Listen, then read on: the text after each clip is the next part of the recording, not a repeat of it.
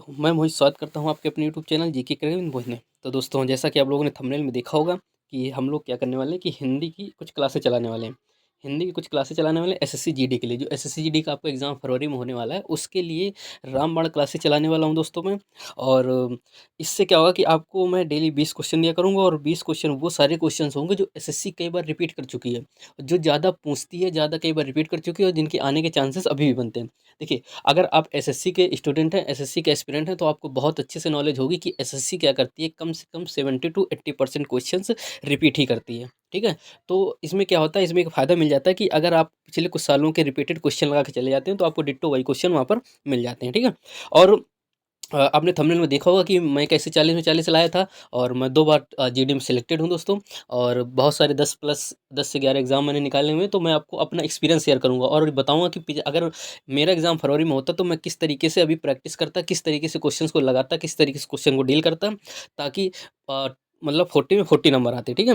40 number की हिंदी आती है, मतलब 20 क्वेश्चन आते हैं, तो 20 में से 20 आप कर सकते हैं, यकीन मानिए 20 में 20 कर सकते हैं, ठीक है? मैं आपको यकीन दिलाता हूँ कि 20 में 20 आप हिंदी में कर सकते हैं, 20 में 20 मैथ में कर सकते हैं, और 20 में 20 आप रीजनिंग में कर सकते हैं। जीएस में ये है जिसमें आप 10 से 12 क्वेश्चन आराम से कर सकते हैं, उसके बाद वो आपके नॉलेज के ऊपर बेस्ड करता है कि आप कितने अच्छे नंबर ला सकते हैं वहाँ पर जीएस में, ठीक है? वरना आप इन तीनों में से तीनों में पूरे-पूरे नंबर ला सकते हैं। मैं खुद मैंने 2 बार एग्ज़ाम दिया, दोनों बार मेरे पूरे में पूरे नंबर थे, ठीक है? तो हिंदी में मैं आपको बताऊँगा, क्योंकि हिंदी बहुत ही आसान है लाना, बहुत ही आसान है लाना, इसलिए मैं आपको बता रहा हूँ क्या-क्या करना है, किस तरीके से करना है। और जो-जो मैं प्रैक्टिस सेट आपको करवा रहा हूँ, आप चुपचाप आँख बंद करके ये करते जाइए, पढ़ते जाइए, इनको याद कर लीजिए। फिर आप जब जिस दिन आप एग्ज़ाम दे करके लौटेंगे ना, तब आप कहेंगे कि हाँ, उसी से सारा कुछ आया है, ठीक है? क्योंकि मैं एसएससी का ही पैटर्न फ़ॉलो करूँगा, ठीक है? और एसएससी ने जो आंसर दिए हैं क्वेश्चंस में, क्योंकि बहुत सारे आंसर जो हैं दोस्तों विवादित होते हैं, तो मैं वही क्वेश्चन के आंसर बताऊँगा जो एसएससी ने माना है, एसएससी ने दिया है, ठीक है? तो चलिए दोस्तों, वीडियो को शुरू करते हैं। देखिए, ये जो पेपर है, ये है एसएससी जीडी का। दोस्तों, एसएससी जीडी का एग्ज़ाम है, पेपर था। एग्ज़ाम कब थी इसका? एग्ज़ाम था 20 फरवरी को, ठीक है? 20 फरवरी को वही पेपर है, और उसपे जो अच्छे-अच्छे क्वेश्चन्स हैं मैं वो लेकर के आया हूँ, ठीक है? और कोई क्वेश्चन मैं अपनी तरफ से नहीं लेके आया हूँ, सारे के सारे प्रीवियस ईयर क्वेश्चन, ठीक है? ये मत सोचिएगा कि मैं अपनी तरफ से कोई क्वेश्चन लेके आया, कोई क्वेश्चन मेरा नहीं है, सबका सब प्रीवियस ईयर ही है। देखिए, अब पहला क्वेश्चन क्या लिखा है कि रेखांकित शब्द का विलोम शब्द बताइए। यानी कि इसमें जो रेखांकित शब्द है, उसका विलोम शब्द बताना है।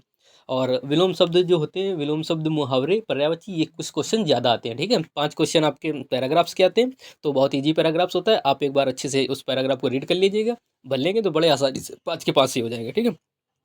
तो बताइए, संसार नश्वर है। देखिए, संसार नश्वर है, इसमें से रेखांकित जो शब्द है वो क्या है? नश्वर। तो नश्वर का आपको विलोम बताना है, यानी नश्वर का उल्टा बताना है।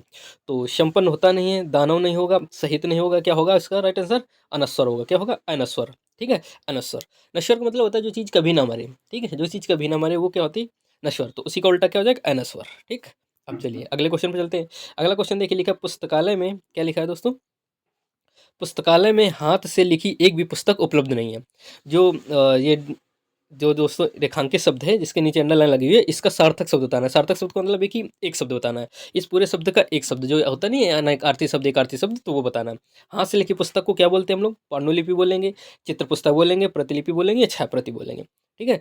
तो मैं दोस्तों क्या है कि आपको आपके सामने से कुछ क्वेश्चंस निकालना चाहता हूँ, इसलिए मैं थोड़ा-सा स्पीड से चलूँगा, तो आप लोग उसके हिसाब से देख लीजिएगा, क्योंकि मैं नहीं चाहता कि आपका समय बर्बाद हो। आप 10 मिनट में ये वाला वीडियो देखें, और उसके बाद में आप अगला सा जो प्रैक्टिस, मैथ में प्रैक्टिस कर सकते हैं, रीजनिंग के क्वेश्चंस लगा सकते हैं, और जीएस के रिवीजन कर सकते हैं, ठीक है? इसलिए मैं आपको क्वेश्चन आपकी नज़रों से गुजर जाएगा, तो आपको बड़ी आसानी से आ जाएगा, ठीक है? तो इसका राइट आंसर क्या हो जाएगा? इसका राइट आंसर दोस्तों पांडुलिपि। क्या है इसका राइट आंसर? पांडुलिपि है, ठीक है? जो हाथ से लिखी हुई पुस्तक होती है उसको पांडुलिपि बोलते हैं। अब देखिए, यहाँ पर लिखा है कि समय का समान का दुरुपयोग ना करें, समान का दुरुपयोग ना करें, उसका विलोम शब्द बताना है। यानी कि जो अंडरलाइन है, इसका विलोम शब्द देना है। दुरुपयोग, दुरुपयोग का उल्टा क्या होगा? मतलब किसी चीज़ का कुरुपयोग नहीं करना, किसी चीज़ का बुरा नहीं करना है, तो उसका उपयोग करना, उसका उपयोग करना है, तो कैसा उपयोग करना है? सदुपयोग। कैसा उपयोग करना है? सदुपयोग, ठीक है? इसका राइट आंसर क्या हो जाएगा? सदुपयोग हो गया। चलिए अगले चलते हैं। अगला देखिए, लिखा है मैं डॉट डॉट है, मैं अपने परिवार के साथ घूमने जाने वाली हूँ। मैं इसमें फिल इन द ब्लैंक्स करना है, ठीक है? यानी भरना है आपको। तो मैं अपने घूमने वाली हूँ, तो मैं से क्या पता चल रहा है कि किसी में घूमने जाने वाली है, ठीक है? तो देखिए, गाड़ी भर सकते हैं, अपने पर भर सकते हैं, कल या दिसंबर। तो आपको भर करके देखना, मैं गाड़ी में अपने साथ नहीं, किसी भी वाहन से अगर घूमने जाना होता है, वाहन से किसी के द्वारा घूमने जाना होता है, तो उसमें से लगाते हैं। किसमें लगाते हैं? से द्वारा, ठीक है? तो अगर गाड़ी से घूमने जाते हैं तो गाड़ी से लिखते हैं यहाँ पर, तो गाड़ी नहीं होगा। अपनेपन से बिल्कुल नहीं होगा, कल से नहीं, कल से अपने परिवार के साथ घूमने जाने वाली नहीं, दिसंबर में अपने परिवार के साथ घूमने जाने वाले, मैं दिसंबर में यानी किसी महीने में मैं अपने परिवार के साथ घूमने जाने वाले। ये सारे जो आंसर हैं वो सब एसएससी द्वारा सर्टिफाइड हैं, ठीक है। चलिए दोस्तों अगले क्वेश्चन में चलते हैं। अगला क्वेश्चन आपका क्या कहता है कि ईश्वर की शरण में जाना ही उद्धार है। देखिए ईश्वर की शरण में जाना ही उद्धार प्राप्ति का एक मार्ग है। पर्यायवाची शब्द किसका? इसका। कोष्टक में ऐसे क्वेश्चन आते हैं, उसमें कोष्टक में लिखा होगा, आपको बताना है कि इसका पर्यायवाची शब्द क्या है, उद्धार का पर्यायवाची शब्द क्या है। देखिए चलते हैं ऑप्शन पे, लिखा है परित्राण, छुटकारा, उद्गम और विमुक्ति, ठीक है। तो इसका राइट आंसर क्या हो जाएगा? इसका राइट आंसर हो जाएगा उद्गम। क्या हो जाएगा? उद्धार यानी उद्गम, ठीक है। परित्राण नहीं होगा, छुटकारा नहीं होगा, विमुक्ति नहीं होगी। छुटकारा और विमुक्ति एक जैसे होते हैं, और उद्गम क्या हो जाएगा? इसका राइट आंसर हो जाएगा, ठीक है। अगला क्वेश्चन चलते हैं। अगले क्वेश्चन में आपका लिखा है महाभारत में कहा गया है कि जो सभी धर्मों का सम्मान नहीं देता वह धर्म नहीं, क्या है?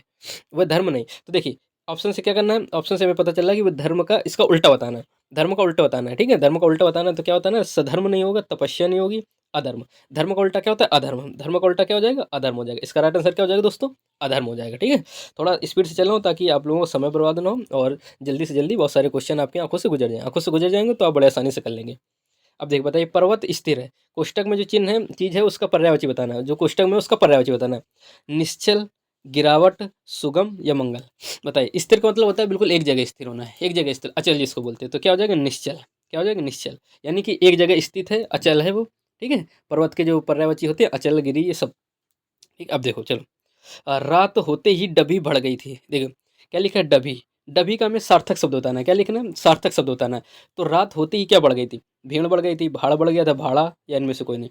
तो बढ़ गई थी तो भाड़ा तो हो नहीं सकता है, ठीक है, क्योंकि भाड़ा पुल्लिंग शब्द है। और भाड़ गई थी, भाड़ क्या होता है? भाड़ बढ़ गई नहीं। इसका राइट आंसर क्या हो जाएगा? भीड़ बढ़ गई। रात होते ही भीड़ बढ़ गई थी। कुछ कुछ कुछ क्वेश्चन क्या होते हैं, आपको ऑप्शन देखते ही पता चल जाता है कि इसमें करना क्या है और किस प्रकार से भरना है, ठीक है। कभी कभी क्या होता है, क्वेश्चन पढ़ करके हमको नहीं समझ में आ रहा होता है, लेकिन हम जैसे ऑप्शन देखते हैं तो हमें समझ में आ जाता है कि अच्छा इसका ये करना है, ठीक है। चलिए देखिए अगले क्वेश्चन में चलते हैं। अगला क्वेश्चन, अलादीन का चिराग मुहावरे का अर्थ बताइए। अलादीन का जो चिराग है उस मुहावरे का अर्थ बताना है। तो क्या हो जाना? भाग्य खुलना, आमना सामना होना, आश्चर्यजनक वस्तु या पूरी तरह से वश में होना। अलादीन का चिराग का मतलब होता है कोई ऐसी चीज़ जो आश्चर्यचकित कर दे तुमको, है ना, कोई ऐसी चीज़ जो मतलब नॉर्मली ना हो, बहुत रेयर हो, ठीक है। तो भाग खुलना नहीं होगा, आमना सामना तो बिल्कुल नहीं होगा। इसका क्या हो जाएगा? आश्चर्यजनक वस्तु। अलादीन का चिराग का आंसर क्या हो जाएगा? आश्चर्यजनक वस्तु हो जाएगा, ठीक है। इसका राइट आंसर हो जाएगा आश्चर्यजनक वस्तु। चलिए अगले क्वेश्चन पे चलते हैं। अगला क्वेश्चन लिखा है, मेरे पड़ोस का घर बन रहा है इसलिए बहुत सी ईंट मंगाई गई हैं। तो ईंट जो है, ईंट ईंट के बारे में लिख, जब भी क्वेश्चन में अंडरलाइन लिखी हो या कोष्टक में लिखा हो तो समझ जाना उसी के बारे में कुछ ना कुछ बताना है, ठीक है। तो इसका क्या बताना है हमको? इसका बताना है तत्सम रूप, यानी ये है तद्भव। तद्भव का मतलब क्या होता है? जो हम लोग अभी यूज करते हैं, जो हम लोग अभी यूज करते हैं। और तत्सम क्या होता है? जो संस्कृत से एज इट इज वर्ड उठाए जाते हैं, वो संस्कृत के वर्ड होते हैं, उसको तत्सम बोलते हैं, ठीक है। तद्भव क्या होता है? जो अभी हम लोग नॉर्मली यूज कर रहे हैं तो उसको तद्भव बोलते हैं। तो ईंट का तत्सम देखना है तो ईंट का तत्सम ऑप्शन से देखिए, रेत बिल्कुल नहीं होगा, इष्टिका, गंडक बिल्कुल नहीं होगा, अक्ष बिल्कुल नहीं होगा, ठीक है। इसका राइट आंसर क्या हो जाएगा? इष्टिका। ये थोड़े बहुत आपको पढ़ने पड़ते हैं, वरना आपको ऑप्शन से भी चीज़ें पता चलती है। ऑप्शन एलिमिनेट कर लेंगे तो भी बड़ी आसानी से क्वेश्चन हो जाएगा, ठीक है। तो ईंट का जो तत्सम रूप है वो क्या है? इष्टिका है। क्या है? इष्टिका। चलिए अगले क्वेश्चन में चलते हैं। अगला क्वेश्चन देखिए, मुहावरा है झांसा देना। झांसा देना मुहावरे का अर्थ बताइए क्या होगा? झांसा देना मुहावरे का अर्थ क्या होगा? धोखा मिलना, धोखा देना, धोखा होना, धोखा देना या भड़काना। तो झांसा देना यानी किसी को धोखा दे दिया, किसी को बेवकूफ़ बना दिया था, ठीक है। तो उसको क्या होता है? झांसा देना। बेवकूफ़ बनाने मतलब क्या हो? किसी को पहले मान लीजिए किसी को पहले आपने उम्मीद दी, फिर वो धोखा दे दिया, तो इसको बोलते हैं झांसा देना। क्या होता है? झांसा देना, ठीक है। चलिए अगले क्वेश्चन में चलते हैं। मुहावरे का अर्थ देखिए, लिखा है कि शुद्ध वर्तनी वाला विकल्प चुनिए। तो इसमें आपको क्या करना होता है? एक ही चीज़ बड़े ध्यान से पढ़नी पड़ती है, क्योंकि थोड़ा सही गलती होता है, बाकी पूरा जो पैराग्राफ मतलब पूरा जो सेंटेंस है वो सही होता है, केवल एक ही अक्षर, दो अक्षर में गलती होती है। देखिए जैसे पहले लिखा दीपक रोशनी प्रदान करता है, तो यहाँ से देखना आप, रोशनी प्रदान करता है बिल्कुल सही लिखा, बस ये दीपक गलत लिखा है, ठीक है, इसलिए शुद्ध नहीं अशुद्ध हो जाएगा। देखिए राम की तुलना कबीर से मत करो, तो क्या तुलना गलत है, इसमें क्या है? तुलना गलत। ये मशीनें सब कार्य करती है, देखो यहाँ होना चाहिए मशीन, तो ये भी गलत हो जाएगा। औरत में बहुत शक्ति होती है, ये आपका राइट आंसर हो जाएगा, क्योंकि ये तीन तो गलत हो गए, तो राइट आंसर क्या हो जाएगा? औरत में बहुत शक्ति होती है, ठीक है, औरत में बहुत शक्ति होती है, ये इसका शुद्ध वर्तनी हो जाएगा। अगला क्वेश्चन चलते हैं। अगला क्वेश्चन देखिए काफ़ी इंपॉर्टेंट क्वेश्चन है, कई बार पूछा जा चुका है। देवताओं का उपवन बहुत सुंदर होता है। तो देवताओं का जो उपवन है इसके बारे में एक वर्ड आपको बताना है कि देवताओं के उपवन को क्या बोलते हैं। अशोक वाटिका बोलते हैं, स्वर्ग बोलते हैं, नंदनकानन बोलते हैं या राधारानी वन बोलते हैं। नहीं, अशोक वाटिका नहीं बोलते, स्वर्ग नहीं बोलते हैं, राधारानी वन नहीं बोलते, इसको क्या बोलते हैं, नंदन कानन। ऐसे देख लिया उपवन का कानन, कानन किसका होता है पर्यायवाची, कानन वन का पर्यायवाची होता है ना। तो इस प्रकार से आप याद कर सकते हैं, उपवन का पर्यायवाची कानन है तो इसलिए नंदन कानन। देवताओं का उपवन क्या कहलाता है, नंदन कानन कहलाता है। ठीक है, चलिए अगले क्वेश्चन पे चलते हैं। अगला क्वेश्चन देखिए क्या है। अगला क्वेश्चन आपका है कि सड़कें चौड़ी होनी चाहिए, इसका शुद्ध वर्तनी बताइए। तो शुद्ध वर्तनी किसकी, हमने बताया ना कि आपको कोष्टक के अंदर या अंडरलाइन में मिल जाए कोई कुछ वर्ड, तो मान लीजिए कि उसी बारे में हमको बताना है। सड़कें चढ़ी होनी चाहिए, तो चढ़ी तो ऑप्शन में चढ़ी तो नहीं होना चाहिए, ऑप्शन देख करके हमें पता चलेगा क्या भरना है। चौड़ी होनी चाहिए, छड़ी होनी चाहिए, लंबी होनी चाहिए, चौड़ी होनी चाहिए। तो इसका राइट आंसर क्या हो जाएगा, चौड़ी। आपको शुद्ध वर्तनी भी देखिएगा, देखिए ये भी चौड़ी लिखा है ये भी, तो आपको ए नंबर चूज करना है। क्यों, क्योंकि शुद्ध वर्तनी भी आपको देखनी होती है। ठीक है, तो चलिए दोस्तों अगले क्वेश्चन में चलते हैं। इसका राइट आंसर ये हो जाएगा। देखिए अब इसमें लिखा है मैं किसी काम से बाहर जा रहा हूँ डॉट डॉट को वापस आऊँगा। कल को वापस आऊँगा नहीं, परसों को वापस आऊँगा नहीं, कल परसों तो भरेंगे नहीं, कल कल वापस आऊँगा, परसों वापस आऊँगा। इनमें से डायरेक्ट हम लोग कारक का प्रयोग नहीं करते, डायरेक्ट उसके आगे यूज कर लेते हैं। कल वापस आऊँगा, परसों वापस आऊँगा। ठीक है, अब अगला देखते हैं। अगला ऑप्शन क्या है, सोमवार या 2 दिन। अब सोमवार को वापस आऊँगा या 2 दिन बाद को वापस आऊँगा, तो ये भी राइट आंसर नहीं होगा। तो इसका राइट आंसर क्या हो जाएगा, ऑप्शन नंबर सी। इसका राइट आंसर क्या हो जाएगा दोस्तों, ऑप्शन नंबर सी, सोमवार को वापस आऊँगा, मैं सोमवार को वापस आऊँगा। ठीक है, अब अगले क्वेश्चन पे चलते हैं। अगला क्वेश्चन देखिए, मैं आपको बता दूं ये 15 क्वेश्चन के बाद में आपको एक पैराग्राफ मिलेगा। पैराग्राफ 5 क्वेश्चन का होगा, वो पाँचों क्वेश्चन आपको वही पैराग्राफ से भर भर नीचे ऑप्शन दिए होंगे, उसी से देख करके पढ़ करके भरना होगा जो सही होगा। ठीक है, और अभी मैं पैराग्राफ इसलिए नहीं लाया हूँ दोस्तों, थोड़ा सा क्वेश्चन का जो पैराग्राफ था वो प्रीवियस ईयर का कोई अच्छा सा मिल नहीं पाया था जो रिपीटेड हो, इसलिए मैं उसको नहीं लेके आ पाया। अब अगले वीडियो से मैं उस पैराग्राफ को भी डाल दूंगा। ठीक है, अभी के लिए आप ये 3-4 क्वेश्चन और जो इंपॉर्टेंट है वो लगा लीजिए। देखिए इसमें लिखा है महिला का पर्यायवाची शब्द है। महिला का पर्यायवाची शब्द क्या है, महिला का पर्यायवाची सीता नहीं, सीता तो किसी का नाम होता है। अचर नहीं, पूजा ये भी नाम है, तो क्या हो जाएगा महिला का पर्यायवाची स्त्री। महिला का पर्यायवाची क्या हो जाएगा, स्त्री। आप देख रहे होंगे बहुत ईजी क्वेश्चन है, बहुत ही रिपीटेड क्वेश्चन है, बार बार रिपीटेड, बार बार एसएससी पूछती है, इसलिए मैं आपको ये क्वेश्चन करवा रहा हूँ। ठीक है, आपको 20 में 20 आपको आप बड़े आसानी से क्वेश्चन कर लेंगे। ठीक है, ये मैं आपको गारंटी देता हूँ। चलिए अगला चलते हैं कि इस प्रकार राम सीता की खोज में विरल वन के अंदर चले गए। तो विरल का दोस्तों क्या बताना है हमको, विरल का विलोम बताना है। क्या बताना है, विरल का विलोम बताना है। और विलोम इसी का बताना है, क्यों, क्योंकि इसके अंदर कोष्टक लगा, कोष्टक के अंदर है, तो इसलिए इसी को बना विलोम। तो विरल का विलोम शब्द क्या होता है, जटिल नहीं, सुलभ नहीं, दुर्लभ नहीं।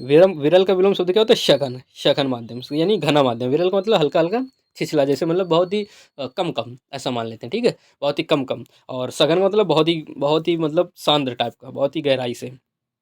ठीक है, अब देखिए अगला क्वेश्चन क्या है, उल्लू सीधा करना।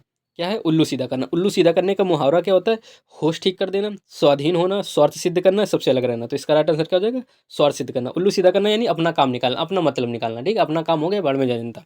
ये उल्लू सीधा करने का मतलब होता है स्वार्थ सिद्ध करना, सॉरी स्वार्थ सिद्ध करना। इसका राइट आंसर क्या हो जाएगा, स्वार्थ सिद्ध करना यानी अपना काम निकालना। ठीक है, अब देखिए ये भी एक बहुत अच्छा क्वेश्चन है, ये भी इंपॉर्टेंट क्वेश्चन है, एसएससी कई बार पूछी कि जिसके हाथ में चक्र हो। इसके लिए एक शब्द बताना आपको, जिसके हाथ में चक्र हो। इंदिवर, चंद्रमौली, ईशान या चक्रपाणी। इसका राइट आंसर क्या हो जाएगा, तो दोस्तों इंदिवर जो होता है ये कमल का पर्यायवाची होता है। किसका, कमल का पर्यायवाची होता है। और चंद्रमौली जो होता है, चंद्रमौली बोलते हैं जिसके माथे पर चंद्रमा हो, यानी माथे पर चंद्रमा हो यानी शिव जी को, इसको शिव जी बोलते हैं। ईशान क्या है, ईशान आपको दोस्तों एक क्या बोलते हैं, दिशा का नाम है ईशान। और चक्रपाणी, चक्रपाणी मतलब जिसके हाथ में चक्र हो। चक्रपाणी जिसके हाथ में चक्र हो उन्हें क्या बोलते हैं, चक्रपाणी यानी विष्णु भगवान जी। ठीक है, यानी क्या होता है, विष्णु भगवान जी। ठीक है, तो इसका राइट आंसर क्या हो जाएगा, जिसके हाथ में चक्र हो विष्णु भगवान। अगर आपसे पूछा जाए जिसके चंद्रमौली किसे कहते हैं, तो शंकर भगवान जी को बोलते हैं। क्या बोलते हैं, शंकर भगवान जी को। इंदिवर कमल का पर्यायवाची होता है, ईशान एक दिशा का नाम है। अब देखिए अगला क्वेश्चन क्या है, अगला क्वेश्चन आपका होमवर्क है। ठीक है, अगला क्वेश्चन दोस्तों आपका होमवर्क है।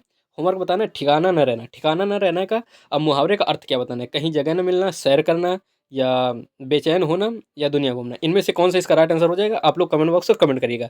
और आप लोग ये भी बताइएगा कि 20 में से कितने क्वेश्चन आपके सही हुए, 20 में से 20 आपके कितने लोगों के आए वो भी बताइएगा, 20 में से कितने कितने आपके बने वो भी बताइएगा। ठीक है, वीडियो को लाइक कर दीजिए, चैनल को सब्सक्राइब कर दीजिएगा, और आपका बहुत बहुत थैंक यू। चलिए दोस्तों आज के लिए इतना ही, पढ़ते रहिए, मस्त रहिए, मुस्कुराते रहिए, और 20 में 20 आपको करके आना है, मैदान फतेह करके आना है। ठीक है दोस्तों, चलिए जय हिंद दोस्तों।